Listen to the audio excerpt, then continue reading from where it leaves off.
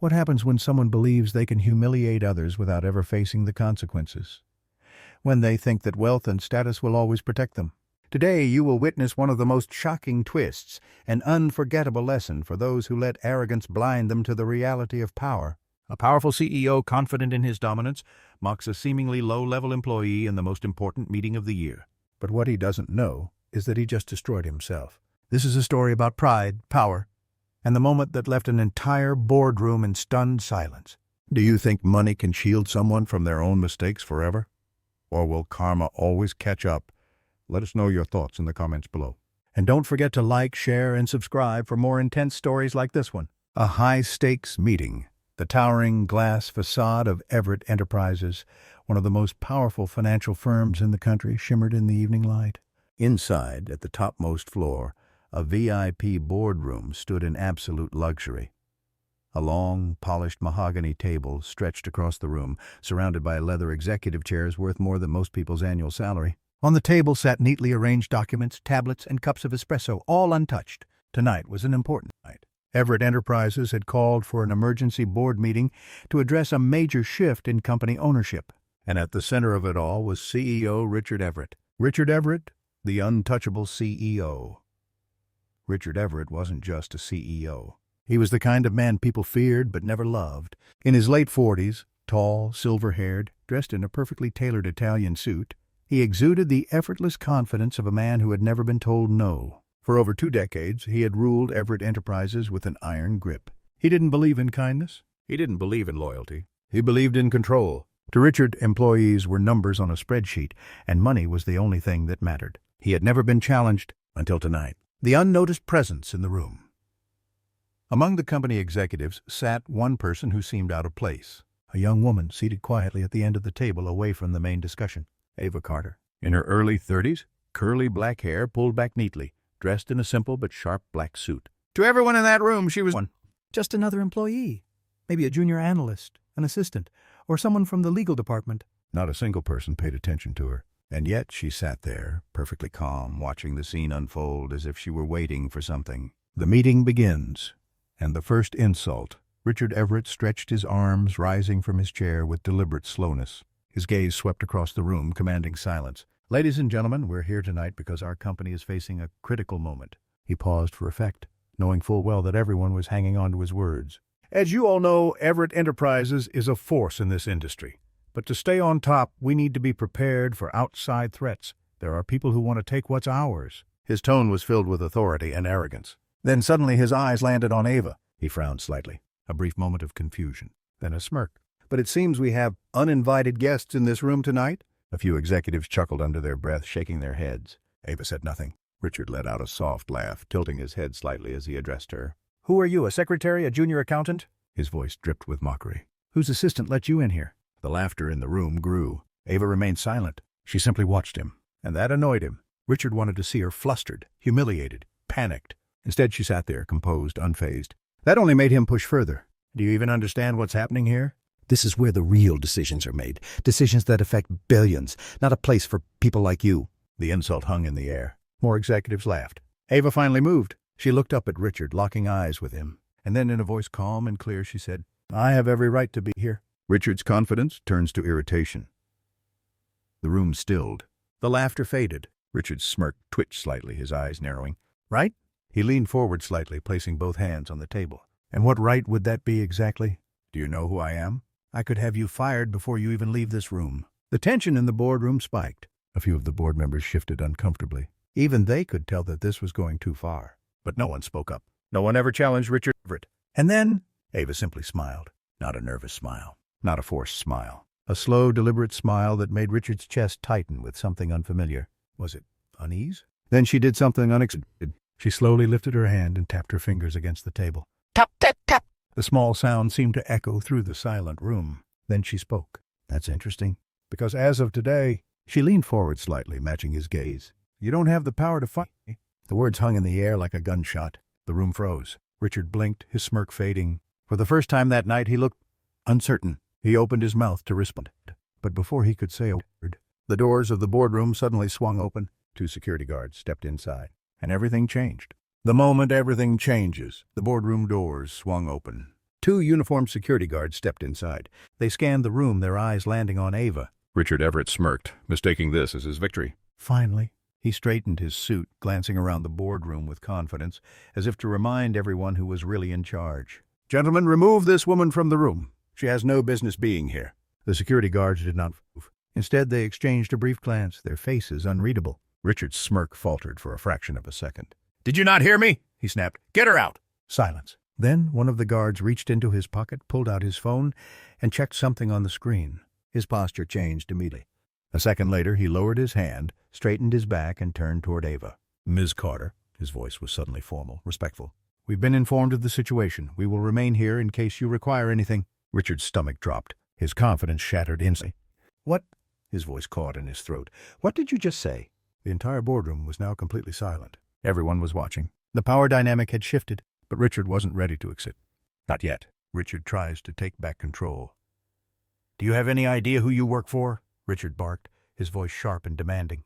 "I am the CEO of this company. You take orders from me." But the guard, who just minutes ago had entered the room prepared to remove Ava, did not flinch. Instead, he glanced at her again before speaking. "With all due respect, sir."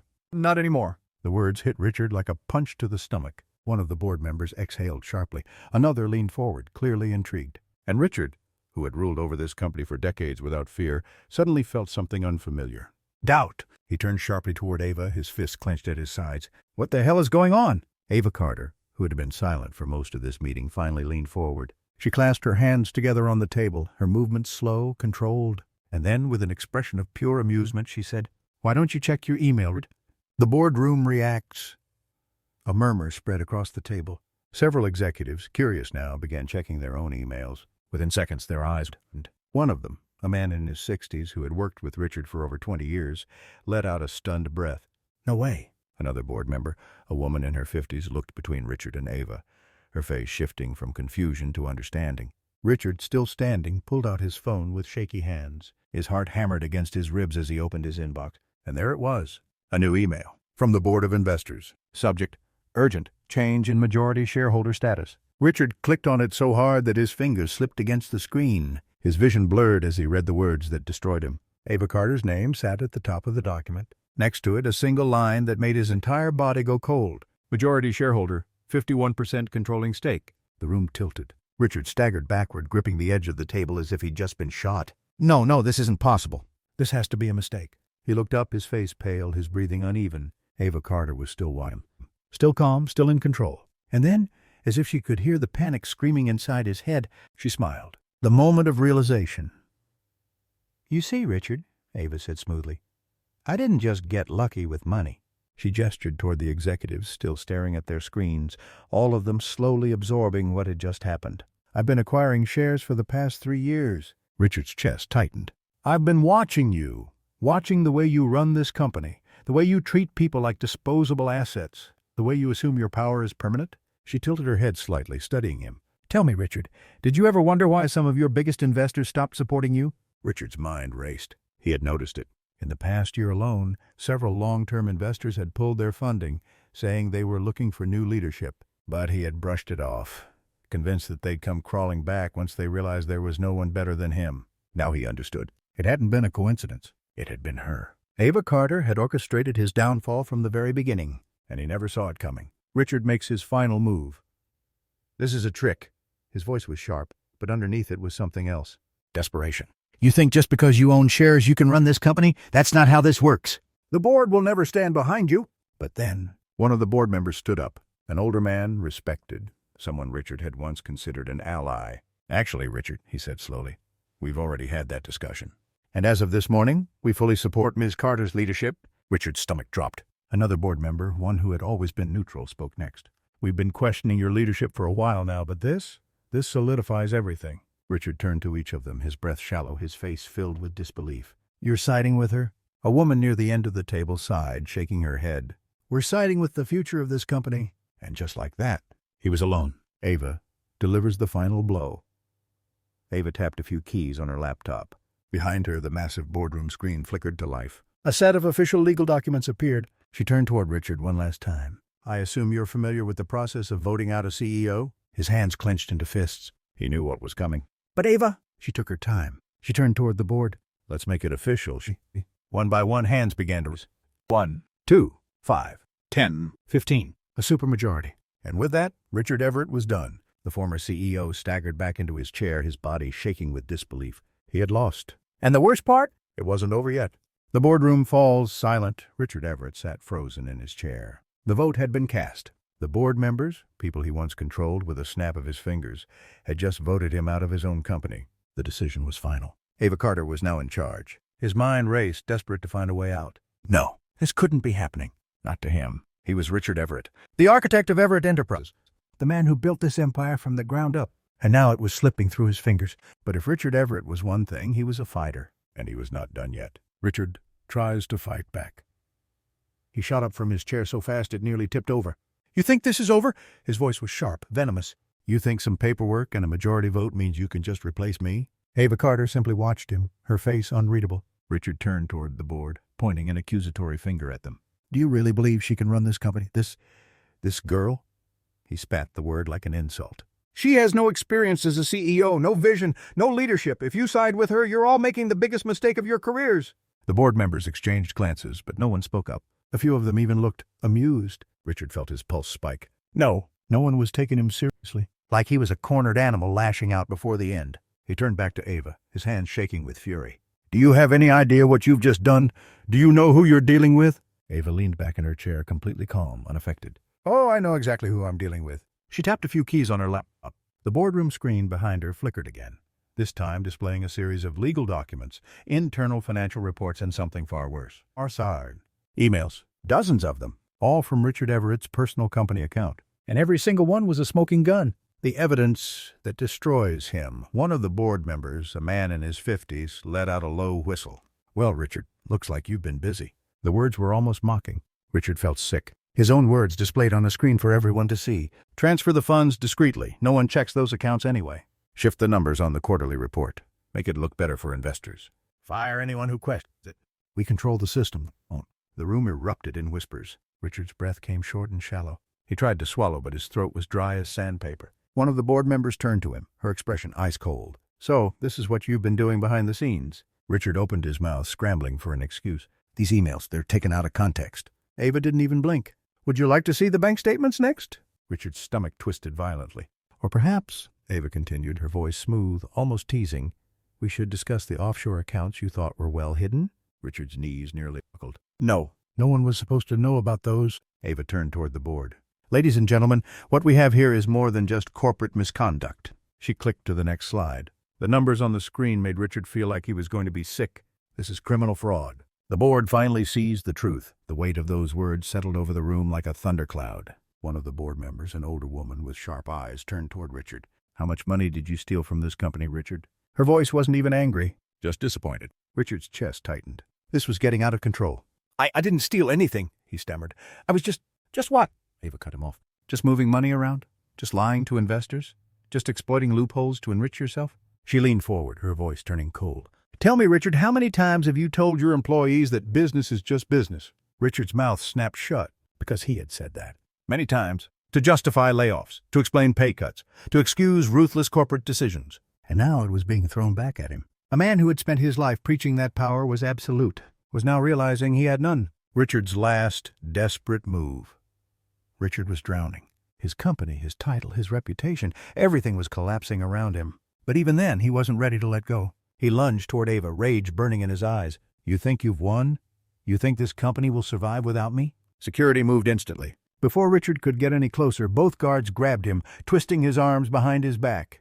Let me go, he roared, thrashing in their grip. But the guards didn't hesitate. They restrained him effortlessly, pushing him down into his chair. Ava watched him struggle, her expression unreadable. Then slowly she stood up. She smoothed the front of her blazer. Then she took a single step forward, just enough to lean down and whisper, You always thought you were untouchable, Richard. But in the end, power always belongs to the person who knows how to take it. Richard's face twisted in V. You? Bang! The doors to the boardroom swung open again. But this time it wasn't just security. It was law enforcement. A team of federal agents strode inside, their presence like a shadow swallowing the room. The lead agent held up an arrest warrant. Richard Everett, you are under arrest for corporate fraud, securities violations, and obstruction of justice. Richard stopped struggling. For the first time, his body went still. And then, his face drained of all color. The boardroom erupted in noise, cameras flashing, voices overlapping, and Richard Everett, once the king of this empire, was dragged out in handcuffs. The fall of a titan, Richard Everett had spent his entire life believing that power belonged to those who controlled the system. Now, for the first time, he was powerless. The cold steel of handcuffs bit into his wrists as the federal agents escorted him out of the boardroom. The once mighty CEO of Everett Enterprises, a man who had commanded entire markets with a phone call, was now being dragged away like a common criminal. And the worst part? The world was watching. The media firestorm begins. The moment Richard was escorted out of the Everett Enterprises headquarters, the press pounced like vultures. Flashes erupted, microphones were shoved forward, reporters screamed questions over each other. "Mr. Everett, do you have anything to say about the fraud charges? How do you respond to the allegations that you embezzled company funds? Is it true that your board voted to remove you before your arrest?" The cameras zoomed in on his face, his disheveled hair, his wild eyes, the sweat glistening on his forehead. The image was instantly broadcasted to millions. Breaking news.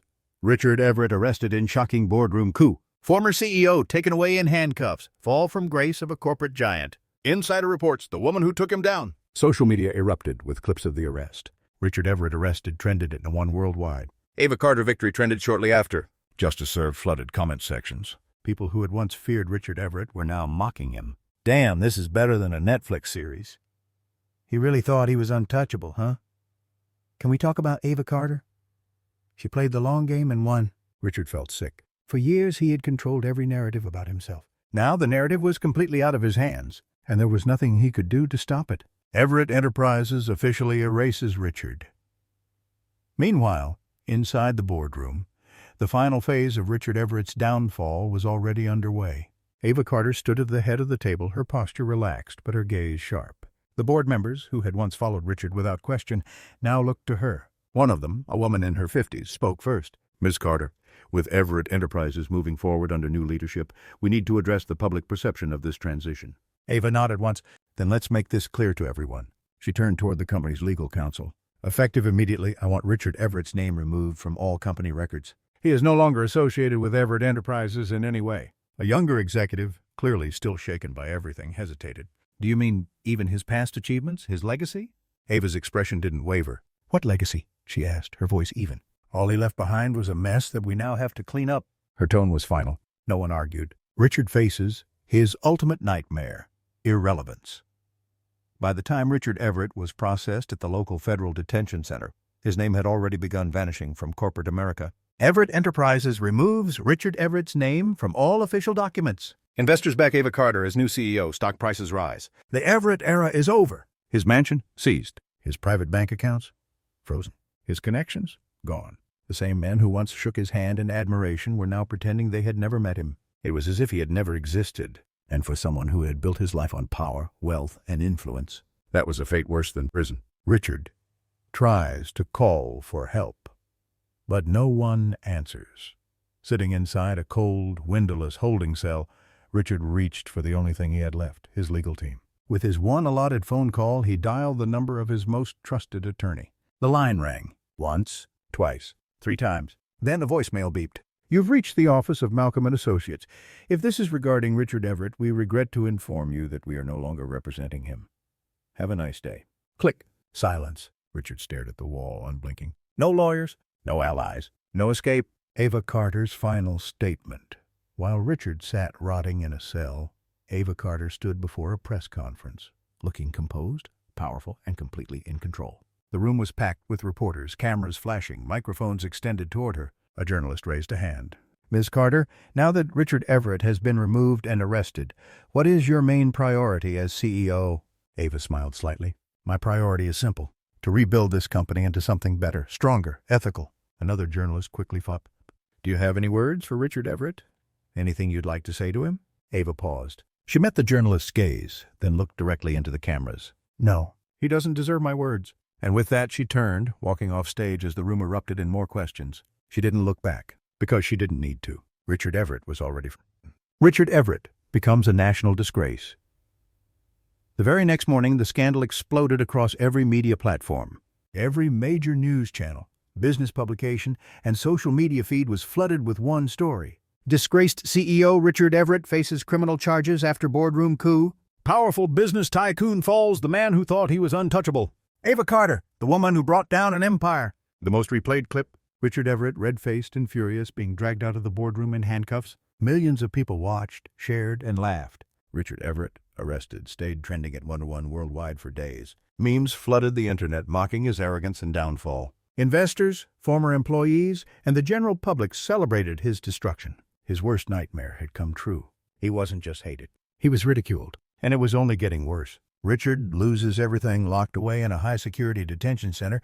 Richard Everett sat alone in a small, bare cell. No luxury, no power, no control. A small TV mounted on the wall outside his cell played the news. The fallout from Everett Enterprises continues, as former CEO Richard Everett is set to face trial on multiple charges, including fraud, securities violations, and embezzlement. Meanwhile, the company's stock has begun recovering under the leadership of new CEO Ava Carter, who is implementing sweeping reforms. Richard gritted his teeth. This was supposed to be his empire. Now his name was being erased from history. And the worst part? Not a single person had come to his defense. No investors. No former allies. No one. Because he wasn't Richard Everett, the powerful CEO, anymore. He was just another disgraced criminal waiting for trial. Richard's family cuts ties. Far away from the prison walls, at a quiet suburban cafe, Linda Everett sat alone, Richard's ex-wife. Or at least she would be soon. She stirred her coffee absent-mindedly, staring at her phone screen, where hundreds of missed calls, messages, and news alerts flashed. Linda, have you seen what's happening? Jesus Christ. You need to distance yourself from him ASAP. Is it true your kids were pulled out of school? Her hands shook slightly as she spoke.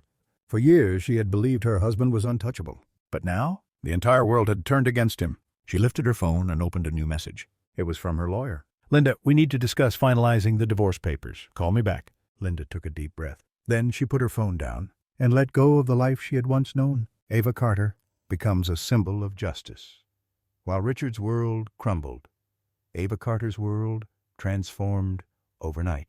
She wasn't just the woman who won a power struggle. She had become a movement. Ava Carter named one of Time magazine's 100 most influential people. Carter Enterprises expands, offers new jobs and ethical business practices. Ava Carter to speak at the Global Business Summit. Her inbox overflowed with messages of support. Her name was plastered across headlines. The woman who took down a corrupt CEO and built something better. Ava Carter, the future of corporate leadership. What's next for the businesswoman who defied the odds? But for Ava, this was never about fame. It was about justice. And as she looked out at the messages, the opportunities, the people she could help, she realized that this was only the beginning. Everett Enterprises rebuilds under Ava's leadership. The scandal at Everett Enterprises didn't just end with Richard's removal. It forced an entire industry to take a hard look at itself. Following months of investigations, the company made history by implementing major reforms. Financial transparency policies were introduced. Employee benefits and protections were expanded. A whistleblower protection program was created. For years, people had demanded change. And for the first time, they were finally getting it. Richard Everett's final consequence. Prison time. 3 months later, Richard Everett stood in front of a judge once more. But this time, there was no suit. No Rolex. No boardroom. Just a man in an orange jumpsuit, shackled at the wrists, standing before a court that he no longer controlled. Judge Malcolm Carter, the same judge he had once tried to manipulate, now held his fate in his hands. Richard held his breath, waiting for the sentence. Then Carter spoke. Richard Everett, you have been convicted of fraud, securities violations, and embezzlement. Given the scale of your offenses and the impact on the financial market, I am issuing the maximum sentence allowed by law. You are hereby sentenced to 25 years in federal prison, without parole. Silence. Then, a wave of approval rippled through the courtroom. Ava, seated in the front row, remained calm. She wasn't gloating. She wasn't celebrating. She just watched as justice took its course. And when Richard was led away, his head hanging low, his career and life destroyed, she knew that the system had finally worked the way it was supposed to. The final word, Ava's legacy. Months later, Ava Carter sat across from a journalist during a high-profile TV interview. The host leaned forward. Ava, after everything you've been through, what is the most important lesson people should take away from this case? Ava thought for a moment. Then she spoke. Power is dangerous. Those who think they can abuse it forever always face their downfall in the end. They may believe they control everything, but the truth is, they're only setting themselves up for their own destruction. The host nodded slowly, absorbing every word. Thank you, Ava. You've inspired millions. The camera zoomed in on Ava's unwavering expression. The world moves on without Richard Everett. 6 months had passed since Richard Everett was sentenced to 25 years in federal prison. And just like that, the world forgot him. No more news articles. No more headlines. No more conversations in the corporate world mentioning his name. For a man who once believed he was the center of the universe, there was no punishment worse than irrelevance. He was now just another inmate, buried in the system he once thought he controlled. Richard Everett's life in prison. Inside a high-security federal penitentiary, Richard Everett was no longer a CEO. He was prisoner in 84739. Gone were the tailored suits, private jets, and luxurious penthouses. Now, his days were spent in a cramped cell, surrounded by hardened criminals who didn't care who he used to be. For the first time in his life, Richard was at the bottom of the hierarchy, and no amount of money, connections, or arrogance could save him now. Richard learns the true meaning of isolation. One morning, Richard was called to the visitation room. For a moment, hope flickered in his chest. Maybe his lawyers had found a loophole. Maybe there was a chance to... Maybe someone still cared about him. But when he sat down at the table and picked up the phone, there was no lawyer, no investors, no old friends, just his ex-wife, Linda. She looked at him through the glass, her expression cold, distant. "Linda," Richard started, his voice hoarse. "Listen, She held up a hand, cutting him off. "I didn't come here to listen to excuses, Richard. I came here to tell you that this is the last time we will ever speak." Richard froze. "You don't mean that." His voice wavered slightly. "Linda, you and the kids." "There are no you and the kids anymore." Her words hit harder than any prison sentence ever could. "I've changed our last names. I've moved to a new city. We have nothing to do with you anymore." She took a deep breath. "I just wanted you to know that you lost everything, Richard. And you have no one to blame but yourself." Then she hung up the phone and walked away. Richard sat there, gripping the receiver long after she was gone. For the first time, he truly understood. He had lost it all. And this time, there was no coming back. Meanwhile, Ava Carter's legacy only grows stronger. While Richard rotted away in a forgotten prison cell, Ava Carter's life had never been brighter. Under her leadership, Everett Enterprises transformed. New policies were implemented to protect employees and shareholders. Corporate transparency became the foundation of the company's new era. Profits soared, but this time, ethically.